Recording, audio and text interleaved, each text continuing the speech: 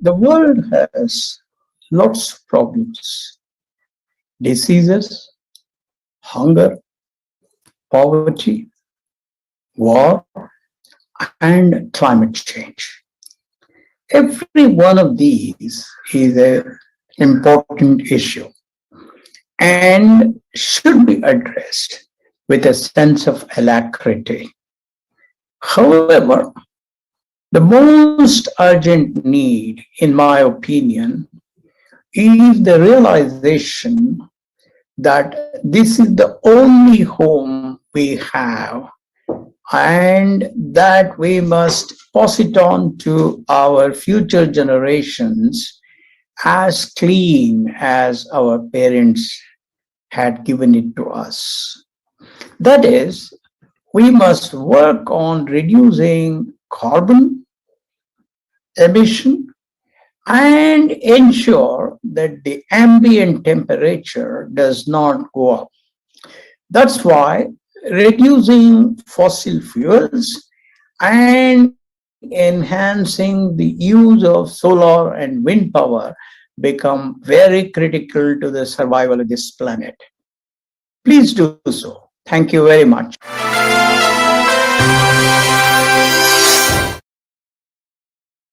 Welcome back to Studio One. We now begin one of our exciting conversations, Life Mantras, What Matters Most.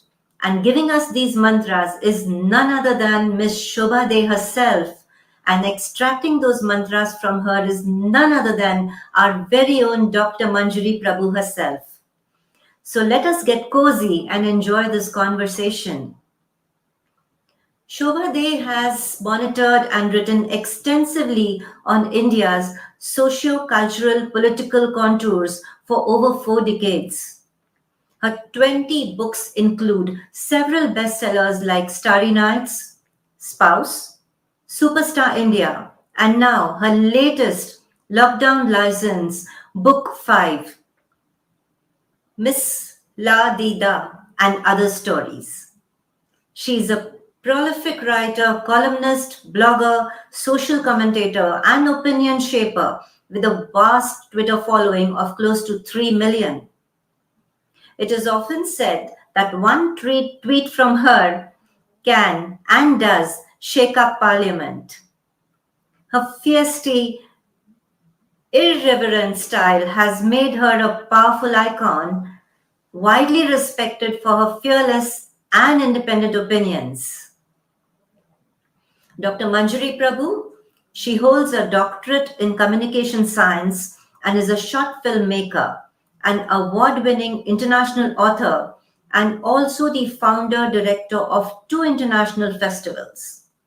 She has directed over 200 children's TV programs, more than 50 short fiction and travel films, and has authored 18 books.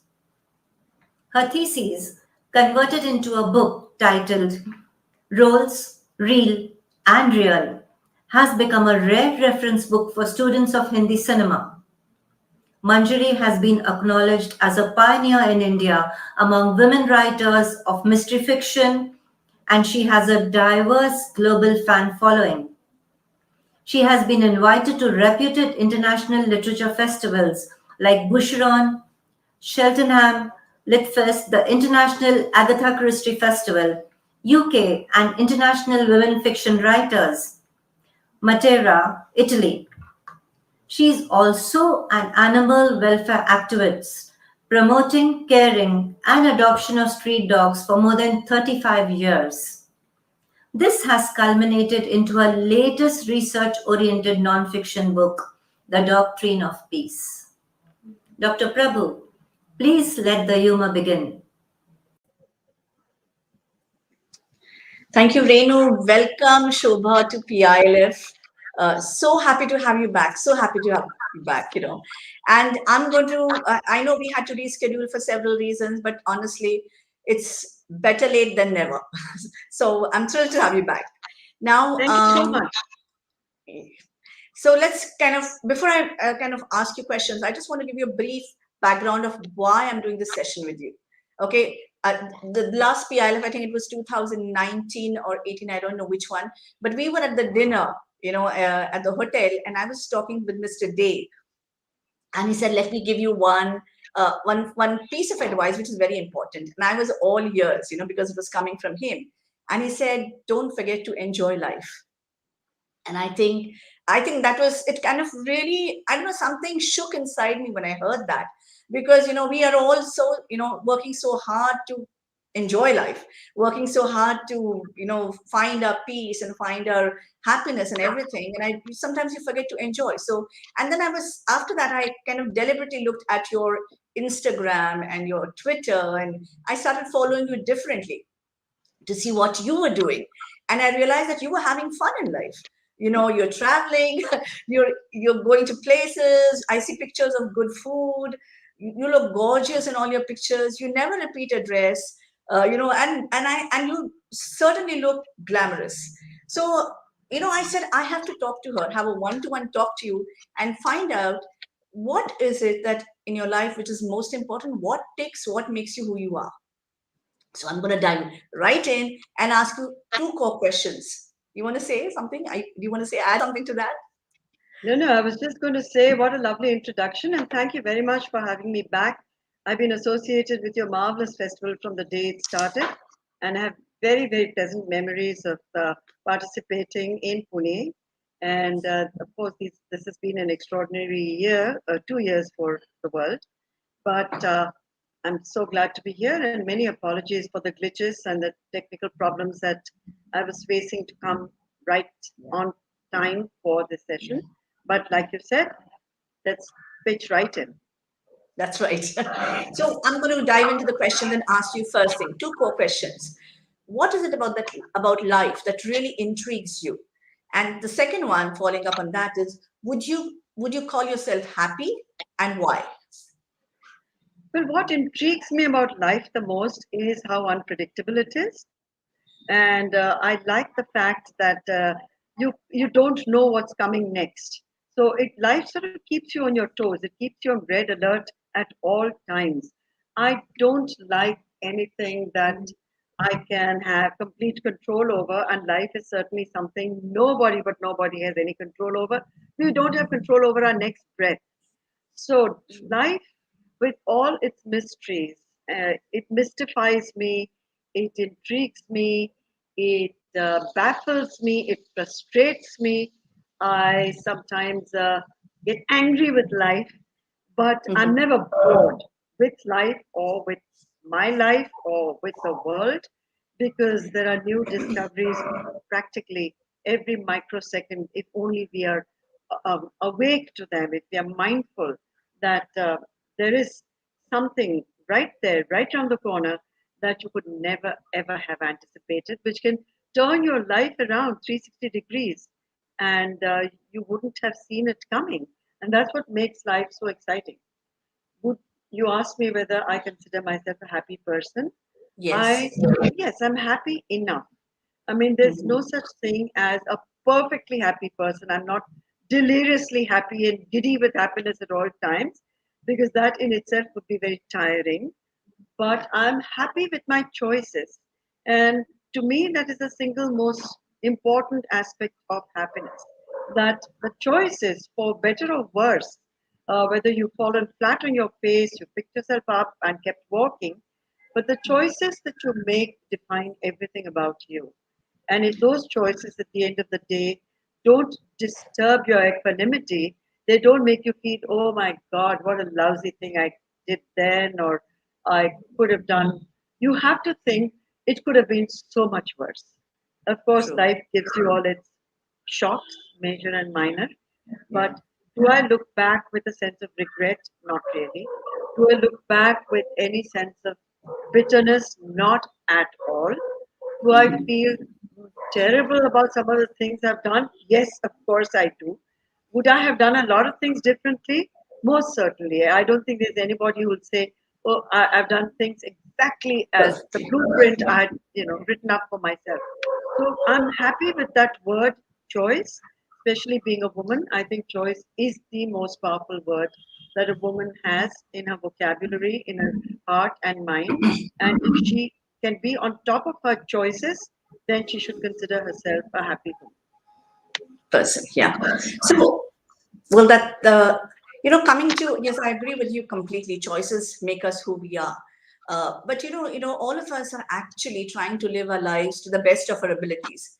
But sometimes, especially when we are faced with frustrations and disappointments, we slip.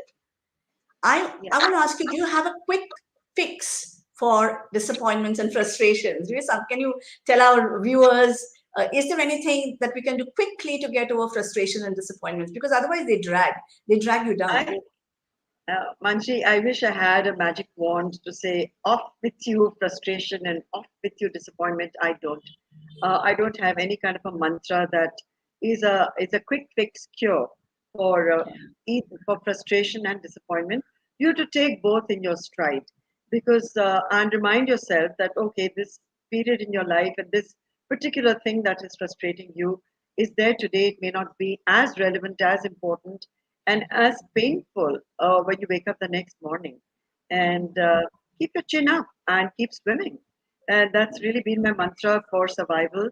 And the fact that I'm one of those silver lining people. I'm looking for the silver lining in those dark clouds. My glass, I look at it never as uh, half empty, it's always half full. So I would say optimism and a sense of buoyancy and a sense of hope has what has driven me most of my life. And the frustrations, I see them more as irritants rather than something that incapacitates me or paralyzes me. Not at all. Mhm. Yeah. Right. So the positive attitude, the right attitude is important to look at life, right? Shobha, you're Absolutely. hugely successful, hugely. People envy you. I'm being very honest here. People literally envy you and your success, okay?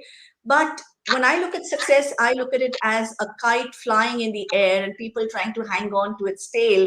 The way it goes zigzag, it's almost out of our control. So, what would you say is success? Can you explain it? Do you call yourself successful, firstly? And what are the core elements that, make for a sense of achievement in our lives? Successful is something that's very ephemeral. To grab onto what other people define as success is the worst thing anyone can do. You have to be successful in your own eyes. You can be successful in many different aspects of your life that make you proud. I think I've done a reasonably good job as a mother, and to me, that is my greatest and biggest and most emotionally satisfying achievement. I'm sure that I've failed my children on many occasions, on many times, but I can say truthfully to myself, I've tried my best. So, achievement to me is really linked to emotional happiness. I cannot see it in isolation. I do not see it in the number of copies sold. I do not tie up success to my vocational, whatever that may be, that achievement of 20 bestsellers or the books that I may be writing in future or any awards or rewards that I might receive are, yes, of course, they give you a sense of fulfillment because it's a vocation I've chosen for myself. It's not been thrust on me, and I've been doing it for over 50 years and working extremely hard every single day of my life, writing approximately 1,000 to 1,200 words every day, which is part of the discipline. So success is something uh, that's not magical. It's something every human being wants for himself or herself, and it's up to you to what extent you chase success and a goal that you set out for yourself. And if that goal happens to be completely unrealistic and not tied in with your capability or your talent, then you're going to be perennially frustrated because you're not going to achieve that target. So the target itself has to be within your reach. And you have to be intelligent enough to know your limitations. So if I were to start thinking that I am V.S. Naipaul, or that's where I really want to, that's what I want for myself. I want a Nobel one day. I would be a very, very frustrated writer because no one can Yeah. achieve a Nobel, Yeah. and very few people can. So you Yeah. have to be telling yourself, I'll be as good as I can be. I'll As try my can be. best to be my best. And to me, success is something that I find a lot of people place far too much. I think that's Biju Did you? joining the conversation I can hear saying him. that a lot of people are very obsessed by the notion of success, and they forget that when they're a part of it, they don't even pause to enjoy it. They are so busy chasing the next goal that success itself starts becoming meaningless because it's generating stress in you. I'm so successful. I want to stay successful. I want to Yeah, be even more successful. And then you're in yeah, a kind of a treadmill from which a few right. people I know Yeah, who don't step off it. And it leads to sometimes a great amount of personal angst and yeah, disappointment, which is really avoidable. So if you say right. people envy me, I think they should just look at uh, my life the way I look at my life, which is very realistically, and see a woman who has worked hard to get where she has and enjoys what she's achieved. And that's it. Yeah, I think you're absolutely right. Enjoys what she's achieved is very important for our conversation. But you know, Shobha, I always think of successful. I mean, to be successful, I think you need to be a little selfish. Like, for example, when I'm writing, I'm very selfish. My house is a mess. No one should ever come to my house if I'm writing. Now, do you think that to be successful, you need to be a little self-obsessed? And does that hurt others in the process? I don't agree with what you just said about a writer needs to be self obsessed because at the end of the day, the writer also has multiple other responsibilities and other Right. concerns. And it's not about just me and my book. I have a family where it matters a lot to me. I have a Yeah. home that matters a lot to me. So I compartmentalize. I know when I'm writing a book, yes, perhaps my mental space, my emotional space when I'm in the process of writing is more preoccupied with the characters of the book or the theme of the book, and Mhm. I'm not emotionally that available to everybody else. But Mhm. do I shut off everybody else? Not in the No, least. I don't like the idea of isolating myself. I don't believe I'd write a better book if I went to a mountain top and gave myself the luxury of complete and total privacy, because privacy in itself, as a family person and as a wife and mother, I don't I don't overestimate the use or value of that level of privacy in my own life. It's pretty much shared and shared very generously, I think, with the people who matter in my life, and that also includes friends and colleagues. So no, I don't believe in the self obsession of writers, but that's maybe why I cannot be an eyeball and I can just be Shobha Day. I'm not obsessed. no, then I really admire you because by sharing so much, you've still written so many books and you're so hugely successful. So, another angle that I want to ask you about is experience. Experience is so important when you're writing. They say that you are a better writer when you have a lot of experience. But I keep saying that I'm a thriller mystery writer. I don't have to commit a crime to do that. Okay, it's imagination also. But Yes. when we talk about relationships and romance, how much of experience do you think is really needed when you want to write romance? I think you hit upon the right word, imagination, because for a writer to create characters, whether that uh, the genre may be writing thrillers, it could be science fiction, it could be some dark and terrible mystery full of all manner of unpleasant emotional Yeah. interactions, which the writer may never ever have gone through or experienced herself or himself. So that is the skill of a writer. That's what separates writers from other people. That the Yeah. imagination takes over. You create characters. You don't have to live their lives, and they don't have to inhabit your life either. like you said, you don't have to kill a person Yeah. to write a thriller, and you don't have to have taken a ride to the moon and back to write science fiction. Similarly, when you're writing romance and you're writing, especially when I write, a lot of the romance is sexually explicit, and there's always a vicarious interest in, oh, have you experienced all of that in your life? Which only women writers, unfortunately, are asked as a vicarious sort of delight in provoking a lady into answering such questions and never fall for the bait. But I mean, Nabokov would never be asked that, right? It would be, oh my God, he writes erotica and look at his imagination. But with most women, it would be, oh my God, if she's writing all this, surely she's one of the most Yeah. sexually experienced women in the world. So it's not even worthy of a response. It is your Yeah. imagination, and that's what a writer does essentially, is to get out of his or her own skin and occupy other skins, other lives, and try and bring those to the reader with as much authenticity. But yes, travel and experience are both invaluable. Reading again is invaluable, and to keep your mind alert and alive at all times, to have curiosity about the human experience is, Yeah. for me, I think, the biggest for a writer, the biggest asset to bank on. Yeah. Well, since we were talking about romance, I have a very one of my favorite questions always is about twin flames and soulmates and finding the right one. Now, do you believe in all this? I mean, do you think that there's, I mean, you've had a successful marriage, a great Yes. relationship, and what do you want to say to people out there who are actually looking out for the one?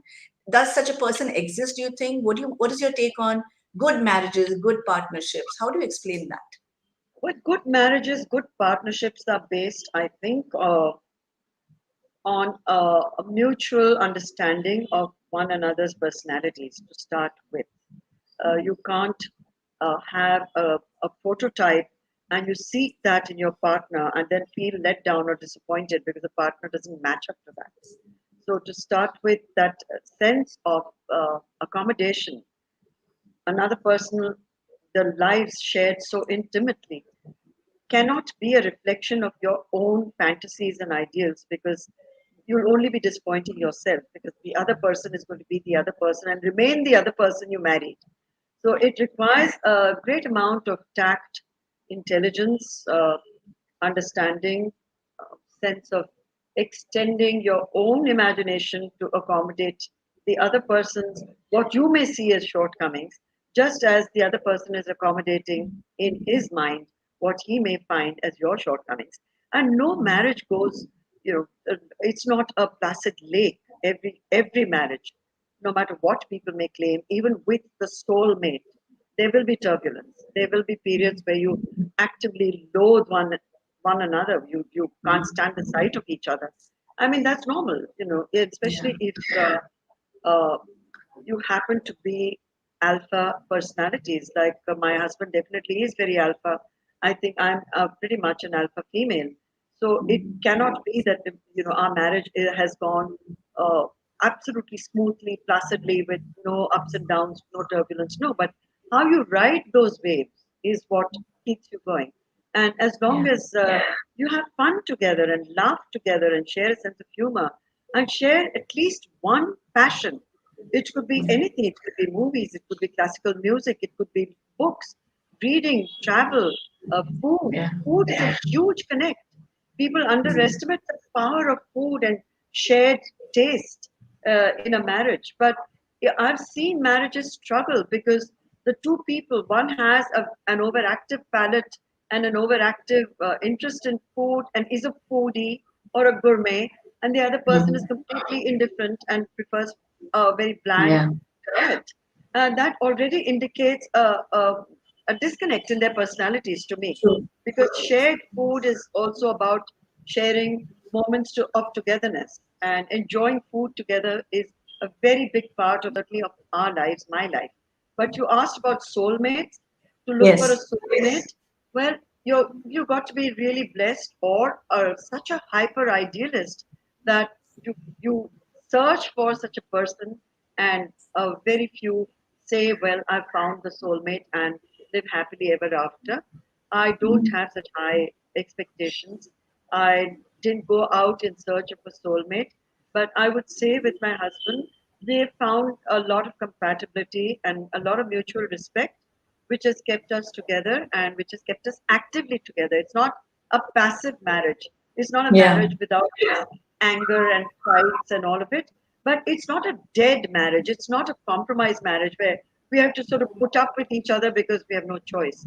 And that is very important to both of us. And if I were to offer any advice to young people, which I dare not because they have their own view of marriage, I would really say that it's so important to share food, to share passions, and to have an extremely good physical equation with one another. So if you lack that, then it Okay. goes into a very cold zone, and once you go into that cold zone, it's very difficult to take any steps to retrieve what you once may have shared. Right. You travel together a lot. I think that's so important, because in a travel, you always can find the worst in your partner. You don't always want Very the same thing. Yeah. So travel kind of really brings you together, I think. And I see you traveling a lot with Mr. Day. So, well, that's great. But Shobha, But what so about to luck? travel without each other, and that's even better sometimes. Is it? Because yes, he's in Kolkata right now with his Right. brother and his family, and I think he needed to be there with them for a few days without me being there, because the dynamics change if I'm around. Mm. I'm not Bengali to start with, and Yeah. here it's a very different bond. It's a city he's grown up in, he loves, Yeah. and there are times when I go on trips with my daughters or with friends, and Mm. those are equally important to me. It's not like we stick to each other like super glue. It would, I mean, we'd get on each other's Yeah. nerves intensely if we were to Yeah. follow that pattern. Yeah. But Shobha, what about luck? I mean, it's all good to say that you need respect and all. I mean, I agree with you completely. You need to work on a relationship, but don't you think luck also plays a huge part in your life? I mean, this is just a personal thing. I see lots of hardworking people not as successful, and I see lots of not so hardworking people very successful. I see couples which who are not suited but doing well. So there's so many permutations and combinations which are so odd. And do you think luck plays a role in our entire lives in everything we do? No, not at all. I No. think luck is what happens to other people, as the cliche goes, because Yeah. you don't want to face up to certain inadequacies in your own life, and it's always easier to say, "Oh, so and so is so much more successful because that person had luck backing him or her."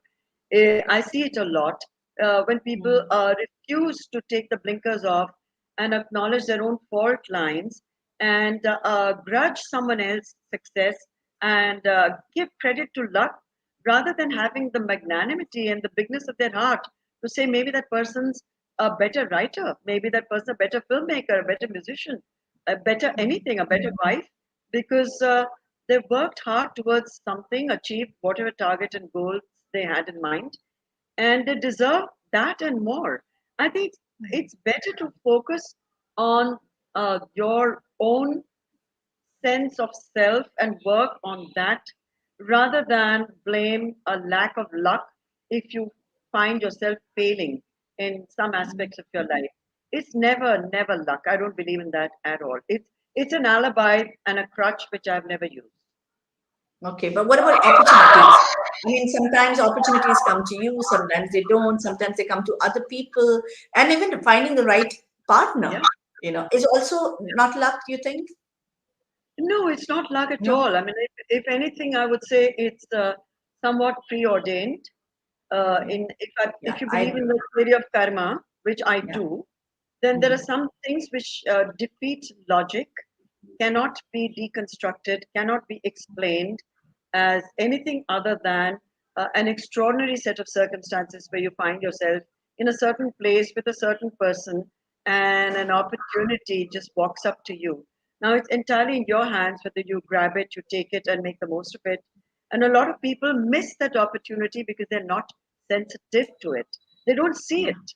They simply don't see it. They see a man or woman of their dreams right there, but they don't recognize it. That Nice. moment is gone. I wouldn't Yeah. call that luck. I would say it's something else. It's a karmic connection, which you Yeah. often do not recognize because it has enormous power. And by the time you wake up to that power, it's over. It's gone. Yeah.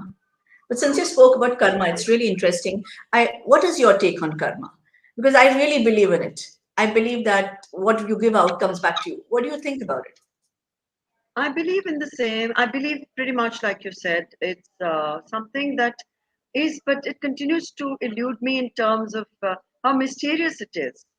Is what you experience. I can only talk about that and say I have experienced karmic coincidences, if you might call it that, in my own life. I've had dreams tell me things which, as you know, dreams are often are they tell you they tell you about events which may take place years later, but they're already Yes. there when you're in your That's formative years. Those dreams, some dreams stay, most dreams don't. But I'm a great believer in the signs that dreams give, uh-huh. and I do believe that you meet certain people in your life because perhaps there's been some connection from a past life, or you're meant to meet in this life in these circumstances. And whether things work out or not, there's no other explanation as to why you met that person because there's nothing logical to explain that meeting or what may happen after that meeting. So karma, giving back, definitely. But I don't believe in karma in a spiteful way, which a lot of people do. They see it negatively as cursing someone, saying, "You've been envious of my success. You've been envious of me, and may God punish you for something you've done Yeah. to me because it was such a terrible thing to do." And then gloat when that person actually trips and falls. I've seen that happen too, that person who's been in a position of great power over another and has maybe impacted the career or a personal decision in a negative way, and then something awful happens to that very person, and the person who is the victim starts gloating that this is karma, and I knew from the word go that person is a wicked person and this was bound to happen. You can never ever gloat in someone else's sorrow, and that makes True. you a very mean, small, Yeah. and awful person. It degrades you as a human being if you are going to be feeling a sense of triumph over someone else's misery. Yeah. I agree completely. Are you spiritual, Shobha? I mean, and do you meditate? I mean, that's what everybody says. Spirituality is meditation nowadays. But do you have your own meaning of spirituality? Are you spiritual? How do you inculcate it in your life? I am definitely a seeker. That's the best I can say. I Okay. don't have a perfect definition for spirituality. I have not found the right definition for spirituality. Meditation is a very big word, and I have attempted and failed several times. So I've been told and freed of the pressure of meditating by a very wise man it was in Kerala in the backwaters, who told me, "Madam, the more you try, the more stressed you'll get. So forget about it because your work itself is your meditation. You're a karma yogi. Think of it like Ah, that. Do what gives you immense pleasure and satisfaction. And you're sitting quietly in a silent room, staring at a flame or at your or focusing in your third eye is not going to work for someone like you. So don't try because you're not going to succeed. And if you don't succeed, that will generate. You might get an ulcer trying. So forget about it." yeah. Well, each to his own. But honestly, I mean, I just remember something. I'm just going to share this little thing with you. I I started following meditation and Brahmari, and I believe in it. Of course, I do. But like you, I tried. There was a little buzzing in my ear, in my right ear, and I did Brahmari for it. And suddenly the buzzing went, and the whole universe started ringing in my ears. And I Wow. realized, yes, and I realized that this is not for me. So I Yeah. think yeah, not everything works for everyone, and you need to Yes. find your own spiritual path. But coming down to the crux, really, what really matters in life? Tell me that. What is important? What really matters in life? I think there's only a four-letter word that I can use to say what matters to me in my life. And Okay. that four-letter word is love. Nothing else really matters. Nothing else is worth anything if you lead a loveless existence. If the people you feel something about feel nothing for you, if you're incapable of giving love or sharing love, then all your achievements, all your success is worth zero. That's I've always felt that. And along with that, I would say kindness and compassion to the extent that you can get out of your negative zones and extend yourself to help people, help someone else, and feel that other person's distress, feel that other person's pain, and the universality of truth. I mean, there is no other substitute for that word. Truth is non Truth. negotiable, integrity is non negotiable. So, if you keep those as your guiding lights, I think at least that's the mantra that I've tried very hard to follow. And I don't play games with people. I don't expect people to play games with me. But if they do, it's their problem. It's not mine. What you see is pretty much what you get. I've always lived my life like that. I've always been very open about every aspect of my life. I have nothing that I fear and nothing I want to hide. So that in itself is an incredible amount of freedom so that you can live and do and behave. And if I want to dance, if I want to sing, if I want to drink 5 glasses of wine, make a complete fool of myself, it's perfectly okay because I really don't care if I'm going to be judged because I'm not doing it either to impress anybody, shock anybody, or any of that. I'm doing it because that's what I wish to do at that moment. And I like the idea of having all the choices and taking ownership over most of my decisions, all of my decisions actually, and owning whatever it is about my life, good, bad, indifferent, negative. I own it and I am responsible for it. So I cannot pass the buck on someone else or on some people in the past or my childhood or my growing up years and say, oh, it's because of that I'm this or because someone else who didn't give me a chance. I could have been this, but I wasn't. No, this is who I am. And at this stage in my life, certainly it would be ridiculous to keep trying to find alibis for failure. And I'm happy with the choices I've made. And like I said, love is all that matters. To probably misquote the Beatles, if that bears the lyrics are. Yeah. But suppose you were to, I mean, you had to sum up your life in 2 sentences, Shobha. How would you describe it? And if you were to look back and you had to change something, what would you change?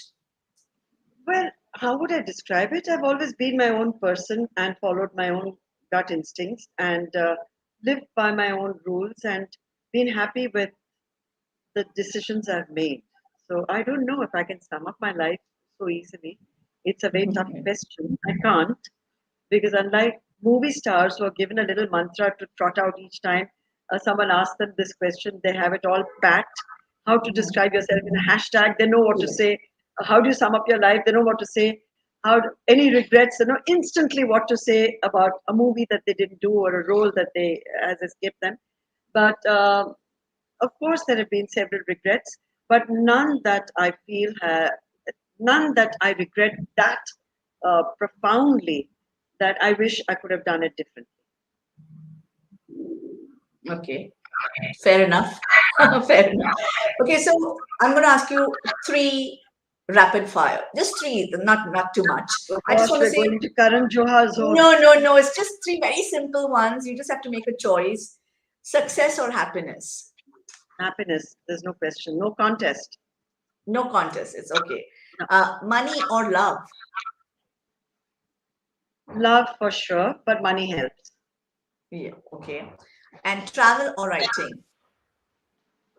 I can't divide the two. For me, travel is an experience that I cherish deeply, and it also is very much a part of what I write. So the two are inextricably linked. Okay. All right. Okay. Another one is modeling or writing. Oh my God. Modeling was something I did, 100 years ago. I enjoyed it. I I still get know. modeling offers. I still enjoy doing it. It was something I didn't ever have to face the choice of either or. So I think I'm happy doing both. Okay. But so one question I've always wanted to ask you. You've written so many books. Is there something that you feel that you really, really want to write? I mean, I don't mean fiction. I mean non-fiction. Is there something you really want to write in your life and you think you want to work towards it? Is there something like that which is going to kind of be kind of an enlightening message to the world? No, no such lofty book in my head whatsoever. I'm sorry to disappoint you. And No, my why books not? always happen very organically. So if it does happen, don't be surprised. But Yeah. as of now, I can't really say I'm actively planning to write such a book that will enlighten the world, because to start with, I want to enlighten myself before I can talk about enlightening anybody else. And I'm a long, long way away from that. Okay, well, you could attempt. One of the reasons we're having this session is because we want the audience to be enlightened. So you Oh my see, God. so Yes. So yes, I of hope course. whatever I've said Mhm. may have made some sense to them. And I hope Yes, that's their takeaway. And there's something that they may learn from yeah. my attitude to life, which remains consistently positive. And that is the message of positivity I'd like to pass on to all those who are We're listening to us watching. today. Yes, I'm sure that many of them must have heard something they needed to hear. I feel that it's in my guts. My gut feeling is a lot of people have heard something they needed to hear. I'm, So I'm I happy to let me hear just that. check if Yeah. there are any questions. If not, then um, are there any questions? Okay, there is one. Um, okay, it's a comment. Uh, can you put up the comment, please? Or should I put it up? I'll put it up. Okay, the Why don't you comment read is it you. out?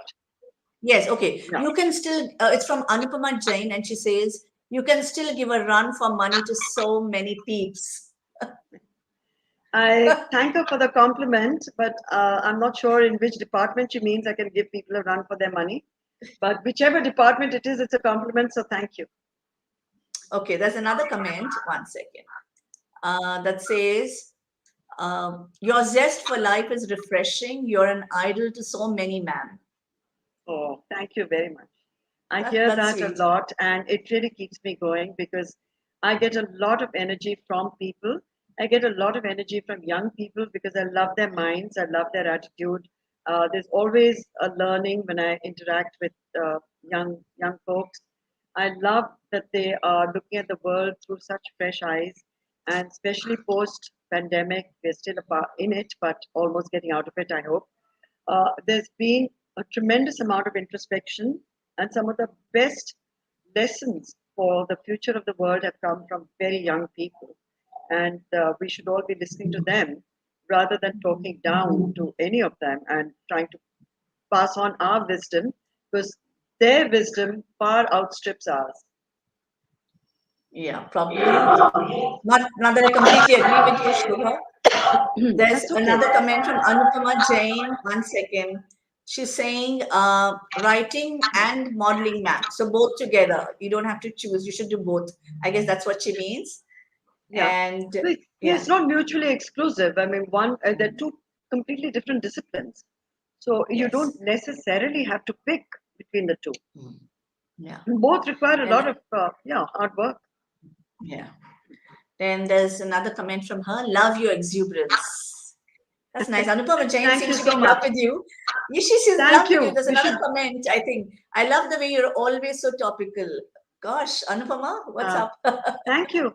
Well, topicality for a writer, especially a columnist, is extremely important, because if you cannot uh, feel and reflect the pulse of the people, your readers, then you become irrelevant very quickly. And you have Yeah. to be, like you said, you have to be on top of things. You definitely have to be on top of things politically, socially, and in every which way, culturally, from pop music to fashion to politics to the change around you, to new policies in government. You have to know what's going on. And topicality is really what keeps a columnist um, right there in on those op-ed pages with Yeah. people responding, and it's very important to me to get that feedback.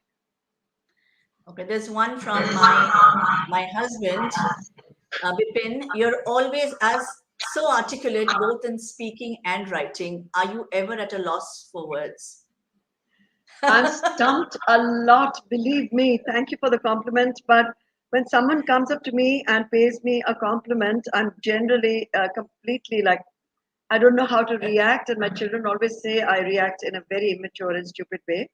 I'm often stumped by my husband's humor because it's male humor and I don't understand it always. And he's expecting a repartee, but I have none to offer. So I just look dumb and blank, and he gets his half a second kick that, oh, you're at a loss for words for once, and that makes him feel terrific. Lovely, lovely. Any more? Anything coming? I guess that's it. Anyone? Okay, I guess that's it. Shobhaa, do you want to give any last session words, closing Last comments? session, last session words being that to be actively participating in the PILF is for me a special thrill. You know, Manjuri, we've had some great sessions together. This is very Yes. different. In the past, Yeah. we've talked about my work, my books, and Yes. promoted my latest book, which I will take this moment to also show the covers Yes. of the book, Okay. because I'm very Yes. proud that I could write them Yeah. both Yes, that's lovely. during the lockdown, and also that both the books have done very well commercially for a writer. That's very important too. And Yes. that Lockdown Liaisons is now, Lilette has done a theatre production, Lilette Dubé, Oh, based on nice. 5 of the stories, which are traveling Right. across India. And I hope Pune invites her and her theatre company to perform these, because they are, even if I say so myself, she's done, she's just done a brilliant job. And I didn't even know my stories could translate so well So well. on stage, and they have, and I'm very proud of that. That's great. Thank you so much, Shobhaa. It's, Thank you, Manju. right from year one, I've always said this, you've been there for us. I mean, already, I've said this several times, you've been associated with us. First PILF happened because of you. We are now in our Yeah. 9th year. I just even can't imagine. And That's even if it's fabulous online, and and fabulous. yeah, I'm so happy to have you back and have this wonderful one-to-one conversation with you. I loved Thank it. you so much. Thank you so Thank much. you. Thank you so much. Thank you. Love you. Bye. Bye. That was a refreshing discussion coming from personal experiences. We all enjoyed it. Thank you, Mr. Mahadevan and Ms. Chaturvedi. As we have time restrictions, else we would have wanted this conversation to continue for hours. We appreciate the deep insights and your mantras of life. Thank you, Shobhaa and Manjuri Prabhu, for a wonderful conversation, and thank you, Shobhaa, for being our PILF guest.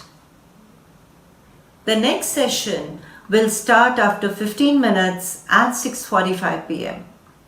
Don't miss the discussion from the heart and art with Anant Mahadevan, Samir Soni, and Preeti Chaturvedi. See you then.